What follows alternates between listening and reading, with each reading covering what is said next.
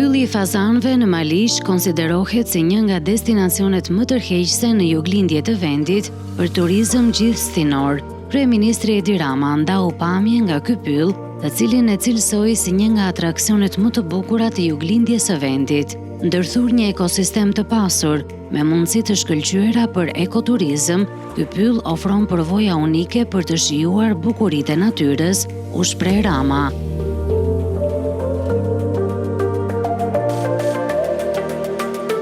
Ky pyll me një sipërfaqe prej 50 hektarësh, ndodhet vetëm 10 kilometra larg qytetit të Korçës. Ai ka një peizazh fantastik dhe gëzon njëkohësisht edhe statusin e monumentit natyror. Interesant është fakti që në këtë pyll gjen jo vetëm fazanët, simbolin e këtij monumenti, por edhe shumë kafshë të tjera.